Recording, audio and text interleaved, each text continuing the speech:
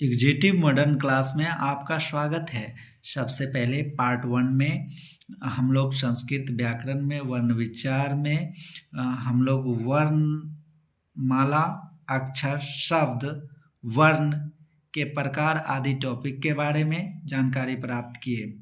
आज हम पार्ट 2 लेकर आए हैं जिसमें प्रत्याहार के बारे में जानेंगे, जो कि काफ़ी इंटरेस्टेड होगा, जो बोर्ड एग्जाम के लिए भी काफ़ी इम्पोर्टेंट है। अब चलिए क्लास स्टार्ट करते हैं। दोस्तों, सबसे पहले प्रत्याहार कहाँ से आया, कैसे आया, इसके बारे में जानेंगे। आप लोग संस्कृत व्याकरण के जनक के बारे में जाने होंगे। पाणिनि का नाम सुने हैं? पाणिनि ये संस्कृत व्याकरण के जनक हैं, ठीक है। और पाणिनि ने वर्णमाला को 14 सूत्रों में प्रस्तुत किया है। प्रारंभ के अनुसार महेश्वर सूत्र ने अपने नृत्य की समाप्ति पर जो 14 बार डमरू बजाया, उससे ये 14 ध्वनियां सूत्र पाणिनि को प्राप्त हुए, वही महेश्वर सूत्र है, ठीक है। अर्थात कहे भगवान शिव को जब एक नटराज के रूप में नृत्य करते हुए उन्होंने जब कर रहे थे और पाणिनि तपस्या कर रहे थे, जब वो खुश हुए उसके बाद जो है उनके डमरू से जो है 14 ध्वनियाँ निकली। उसी से यह ध्वनि जो ध्वनि निकली है वो इस प्रकार से है, हम लोग देखेंगे, जो कि प्रत्याहार के रूप में हम लोग पढ़ते हैं और इसको महेश्वर सूत्र के नाम से भी जानते हैं, ठीक ना। क्यों? क्योंकि शिव का ही दूसरा नाम महेश्वर भी है, ठीक है। जो महेश्वर सूत्र की संख्या कितनी है? 14 है। और इस प्रकार आप देखेंगे महेश्वर सूत्र में वो 14 डमरू 14 बार जो बजा है, उससे जो ध्वनियाँ निकली है, जो इस प्रकार से निकली है: अ ई उ न, री ली क, ए ओ अंग, आई ओ च, ह य व र ट, ल न, य म अंग, न न म, झ भ य, घ ढ ध स, ज ब ग ढ ध स। और आगे भी इसका देखेंगे: अ छ ठ थ च ट त व। फिर है क प य, स स स र, ह ल। इस तरह से वर्ण भी पढ़ा है, ठीक ना। और अगर संस्कृत में इनके अनुसार, पाणिनि के अनुसार अगर स्वरों की संख्या पूछते हैं तो 9 है। वो कैसे? आप देखेंगे, एक चीज आप गौर करेंगे, जितने भी लास्ट वाले वर्ण हैं उसका हलंत एक सूत्र आता है, हलंत जसवंते करके एक सूत्र आता है, उससे इत संज्ञक सूत्र कहते हैं, सॉरी, इसको इस संज्ञक सूत्र से इसका लोप कर दिया जाता है। जो भी लास्ट का वर्ण है महेश्वर सूत्र में, वो सारा वर्ण का लास्ट वर्ण जो है लोप कर दिया जाता है इत संज्ञक सूत्र से, ठीक है। और इसको याद रखेंगे, ये 14 महेश्वर सूत्र हैं, ठीक ना। इसमें देखेंगे हम, अगर इस 4 की बात करें, अ ई उ न, री ली री क, ए ओ अंग, ऐ ओ च, इस चारों में आप लास्ट वर्ण को लोप करेंगे वही सूत्र से, इत संज्ञक सूत्र से, तो आप पाएंगे कि कौन कौन वर्ण बचे हैं और वो कौन कौन स्वर हैं और मूल स्वर कौन हैं। अगर मूल स्वर पूछे तो 5 हैं। कौन कौन? अ ई उ री लिरी, ये 5 मूल स्वर हैं। और टोटल स्वर अगर पूछे पाणिनि के अनुसार तो 9 स्वर हैं। कौन कौन? अ ई उ री ली ए ओ आई औ, ये 9 स्वर हैं। ठीक है। और देखेंगे, अगर आप संधि जब पढ़ेंगे तो संधि के भी प्रकार हैं। स्वर संधि, उसमें भी देखेंगे तो आपको एक चीज नजर आएगा, जो कि आप स्वर संधि पढ़ेंगे तो उसमें एक आता है गुण संधि और वृद्धि संधि। स्वर संधि के ही प्रकार हैं। उसमें एक चीज आप गौर करेंगे, जैसे ए और ओ, ये जो हैं कैसे बना है। ये जो बना है अ जोड़ ई बराबर ए बना है। ठीक है। और अ जोड़ उ बराबर क्या बना है, ओ बना है। ठीक है। इसी प्रकार हम, ये गुण संधि के अंतर्गत आता है। संधि, स्वर संधि के ही प्रकार हैं। गुण संधि वो आता है। और जब हम आई और ओ की बात करें, ये कैसे बना है, तो अ जोड़ ए तब जाके बना है आई। ठीक है। और ओ औ कैसे बना है, औ तो देखेंगे अ जोड़ ओ बराबर औ बना है। ये चीजें देखेंगे तो आप पाएंगे कि ये वृद्धि संधि के अंतर्गत आएगा। वृद्धि संधि के अंतर्गत आएगा। इसमें हम जैसे स्वर संधि भी पढ़े, 9 स्वर पढ़े पाणिनि के अनुसार, उसमें आपको स्पष्ट रूप से नजर आ गया कि गुण संधि कौन कौन है और वृद्धि संधि भी कौन है। इसमें ये खासियत है। और जब हम 5वें प्रतिहार में पढ़ेंगे तो कौन कौन वर्ण आएंगे, तो ह य व र और ट का हम इत संज्ञक सूत्र से इसका लोप कर लेते हैं और ट जो है यह समाप्त हो जाता है।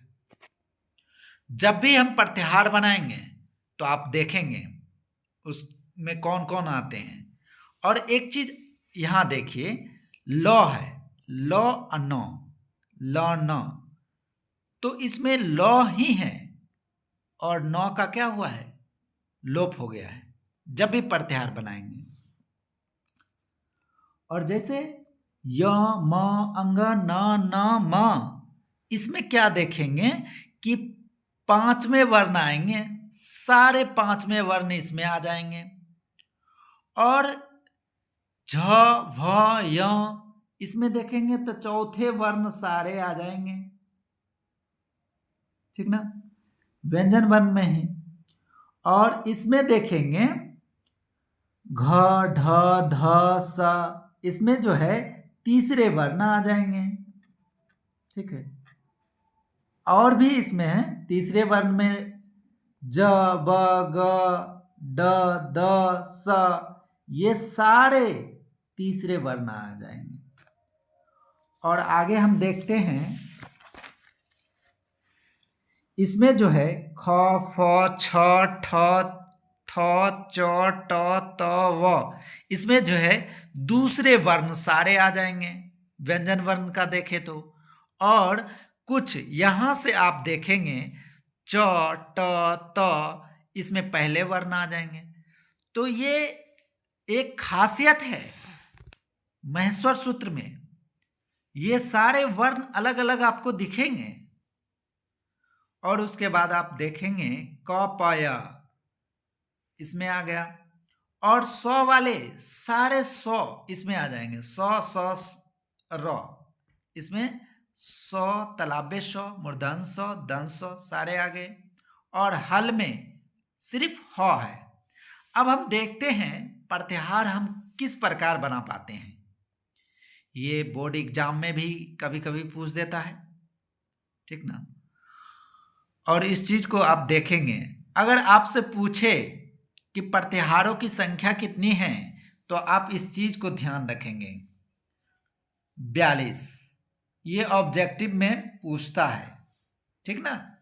छोटी छोटी बातों को आप ध्यान रखेंगे। अब हम देखते हैं प्रत्याहार हम किस प्रकार बना पाते हैं। ये प्रत्याहार जैसे हम कह दें अक प्रत्याहार, तो अक प्रत्याहार में अक प्रत्याहार बनेगा कैसे, उसमें कौन कौन वर्ण आएंगे, इसको अब हम देखना चाहेंगे कि जैसे हम उधर पिछले पेज में लिखे हैं अ ई उ री लिरी, और लास्ट का हम लोप कर लेते हैं, इसको हटा देते हैं।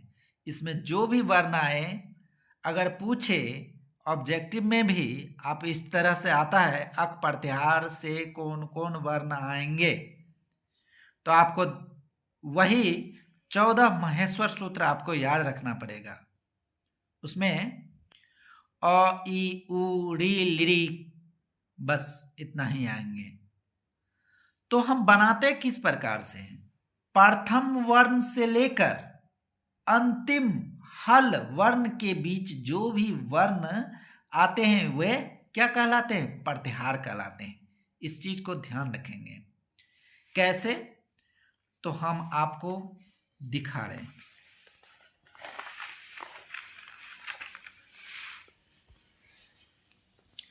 जैसे हम देखें अक प्रत्याहार कहे, यहां लिखते हैं अक प्रत्याहार। अब अक प्रत्याहार में कौन कौन वर्ण आएंगे, तो हम पहला वर्ण से स्टार्ट करेंगे अ ई उ, और लास्ट वर्ण का हम बोले हैं इत्संज्ञक सूत्र से ये खत्म हो जाता है, लोप हो जाता है इसका। और इसमें भी देखेंगे री लिरी का आया, ये भी समाप्त हो जाएगा, तो ये दोनों समाप्त हो जाएंगे। तो बचे क्या, अ ई उ री लिरी। इस तरह से हम कह सकते हैं अक प्रत्याहार में कौन कौन वर्ण आ जाएंगे, अ आएगा, ई आएगा, उ आएगा, री आएगा, लिरी आएगा। ये 5 वर्ण आएंगे अक प्रत्याहार में। इसी प्रकार हम आगे भी आपको दिखाने जा रहे हैं कि अच प्रत्याहार में कौन कौन वर्ण आएंगे। अच प्रत्याहार में जो है देखिए अ ई उ री लिरी ए ओ, ठीक ना। उसी तरह इक प्रत्याहार आपसे पूछे ई उ री लिरी, जहां से अगर पहला वर्ण इसमें लिखा हुआ है वहीं से स्टार्ट करेंगे और लास्ट वर्ण देखेंगे उसको लोप कर लेंगे, और उसके बीच जो भी वर्ण आएंगे वो सारे प्रत्याहार के अंतर्गत आएंगे।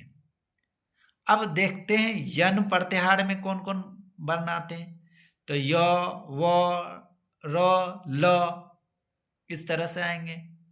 फिर हम सल प्रत्याहार बनाएंगे तो देखेंगे स स ह आएंगे।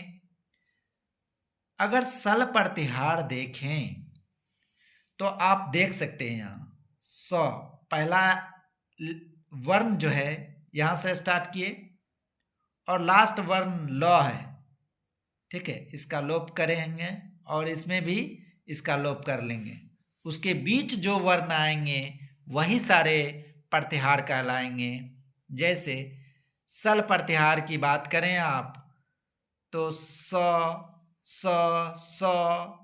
ह, यहाँ भी देखिए स ह, ये सल प्रत्याहार बने। उसी प्रकार आप जस प्रत्याहार को भी देखेंगे तो ज ब ग ड द, ये 5 वर्ण आएंगे जस प्रत्याहार में। इसी तरह टोटल प्रत्याहारों की संख्या कितनी होती है, 42। और भी आप बना सकते हैं, अगर बनाना चाहेंगे तो अट प्रत्याहार बना लेंगे, अन प्रत्याहार बना लेंगे, जस प्रत्याहार बना लेंगे, हल प्रत्याहार बना लेंगे। इस तरह से टोटल प्रत्याहार आप 42 बना सकते हैं, ठीक है। अब हम कुछ रिव्यू कर लेते हैं क्लास को। आज के लिए इतना ही काफ़ी है प्रत्याहार में। देखिए हमने क्या पढ़ा, प्रत्याहार कैसे बना और इसमें कौन कौन 14 महेश्वर सूत्र का प्रयोग हुआ, जैसे में अ ई उ न, इस तरह से याद रखेंगे। री लिरी क ए ओ अंग, आई ओ च, ह य व र ट, ल न य म अंग न न म, झ भ य। अगर पूछे आठवें महेश्वर सूत्र में आठवें सूत्र कौन है, तो झ भ य, इस तरह से भी पूछ देता है कभी कभी, ध्यान रखेंगे। घ ढ ध स, ज ब ग ड द स, ख फ छ, ठ थ च ट त व, क प य, स स र, ह ल। इस प्रकार आप लोग समझ चुके होंगे प्रत्याहार कैसे बना, प्रत्याहार कहाँ से आया। और आज का क्लास यहीं तक, और अगले क्लास में आप पाएंगे उच्चारण स्थान, और बिल्कुल ट्रिक के साथ आपको एक बार पढ़ने के बाद पूरे दिलों और दिमाग में बस जाएगा उच्चारण स्थान।